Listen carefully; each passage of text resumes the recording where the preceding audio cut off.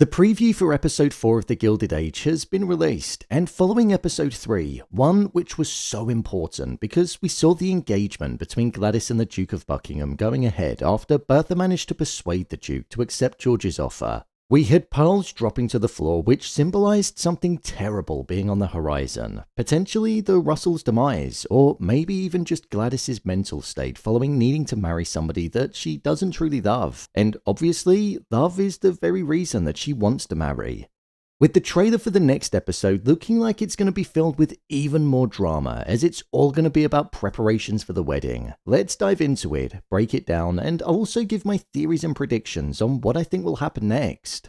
Here is the Gilded Age Season 3 Episode 4 trailer explained. Just to let you know, this video will contain spoilers.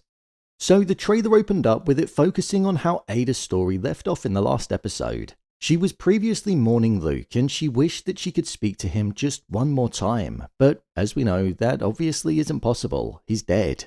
However, with Bauer mentioning to her that there was a way in which she could, this is where the first scene in the trailer is taking place. It seems like Ada is going to be going and speaking with a spiritual medium with the hopes of speaking to Luke again. The first line of dialogue was spoken by the medium and she said, "There is a lingering soul," to which Ada responded and said, "That must be my husband." It then teased to us that he apparently wanted to know something. Spiritual mediums rose in popularity in the mid-19th century in the United States, around the 1850s, and this was due to modern spiritualism taking off and the belief that the living could communicate to the dead. This could be why Ada didn't previously know of it, because it could be something that's relatively new in her world and she hadn't been exposed to it before. With it being something that's relatively new in the world, I imagine Ada is going to believe that she's genuinely talking to her dead husband and she might start visiting the medium quite frequently, when in reality it could well just be somebody playing her. Ada is quite a gullible character, and I imagine we'll see her emotional state take a hit with this. It's going to give Agnes more ammunition to use against Ada and the division and rivalry that's present between them. But I imagine with Ada's mental state and emotional state taking a turn, that could also ultimately be the very thing that brings the sisters back together. Following this, we cut to the Russells and we saw Bertha say, "The wedding is nearly upon us. From now on, you act as a single team." This was Bertha speaking with her staff and making sure that everybody was organised and working as one. The marriage between the Duke and her daughter is something that matters a lot to her, and it's going to have many eyes upon it, so she won't want her or her staff to look like they're not cut out for a wedding of that stature. After this, we saw that the maid asked Bertha if Gladys was going to be coming down from her room that day, to which Bertha responded and said, "She will come down." I think this is going to be Gladys almost acting in protest at the fact that Bertha is forcing her to marry the Duke, and her father is also not doing anything about it, despite giving her his word. Or it could be Bertha locking her in there as she doesn't want Gladys to ruin things and make a run for it again like she did after the first episode. As Gladys is based off of a real-life American socialite, Consuelo Vanderbilt, and her marriage to the Duke of Marlborough, somebody that she was forced into marrying by her mother and also wasn't able to marry for the reason of love, which I'm going to do a separate video on. Consuelo was actually locked in her room by her mother, and her mother threatened to murder the person that she actually loved if she didn't go through with the wedding. So we could see a slightly mirrored story here with Gladys being locked in the bedroom. The next part of the trailer then saw Marion walking down the stairs of her home in a brand new dress, and Ada, Oscar and Agnes all said that she looked stunning, to which Marion responded and said that it was all Mrs. Russell's work. At first I thought it was for the wedding, but surely not. She's in white and the bride would be in white, so I think this is just some kind of engagement that she'll be attending, maybe the dinner the night before the wedding. Bertha doing this for Marion makes it seem like Bertha is interested in getting Larry and Marion together following it being revealed to her by her maid that she walked in on the both of them kissing.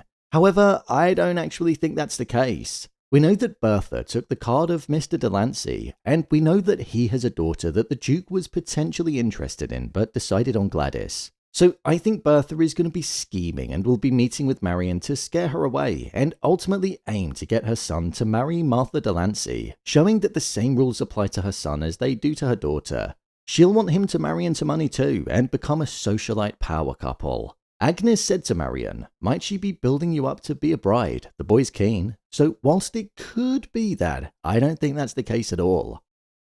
The next part of the trailer then saw Larry speaking with his mother and asking her if she's invited Aunt Monica yet, a character that we've not met before, but it seems like it's Bertha's sister that she doesn't really want to be around. Bertha responded and said no, and Larry emphasized how she was her sister and that she had a right to be there at the wedding. With it cutting to Aunt Monica looking like she's snooping around, I feel like she's almost not going to recognize her sister, the way that she acts, and there'll be some really good drama that happens between them. I think we'll see a completely different side to Bertha, one which renders her back to the childlike dynamic state that she had with her sibling when she was younger, as sometimes that can happen. Bertha has been on autopilot and running away with her ideas, and I feel like this might actually grind them to a halt for now. The next shot was then of George and Bertha speaking, and he said everything's settled if Gladys comes out of her bedroom tomorrow. So this to me shows that she's probably staying in there on her own accord, and she's the one deciding that she doesn't actually want to come out in protest. If she doesn't, it will cause embarrassment for the Russells, especially Bertha. So I think the episode is going to be in the build-up to the night before the wedding, and we'll be left wondering if she's actually going to go through with it or not. George also said the line, "I'm not dragging her to the church. I agreed to go along, but that's all."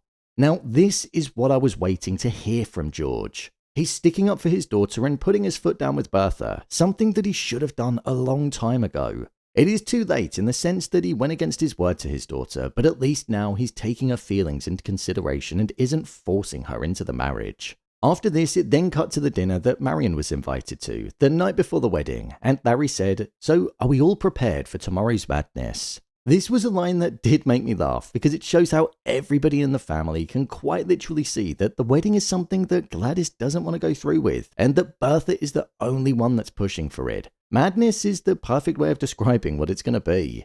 Once that was done, we got a selection of shots where the wedding venue, which was the Russells' house, looked absolutely stunning, and it showed that the staff were working well as a collective team, and we also saw a close-up of the Duke waiting by the altar, making us question if Gladys was actually going to go or not. The final scene in the trailer was on the day of the wedding, and it seemed like Gladys had called her father in to be with her. What's usually a personal, emotional, and a heartfelt moment between a father and daughter, the last time that they'll speak before the wedding was one in this instance where it looked like it had an overwhelming sense of dread and upset at its core.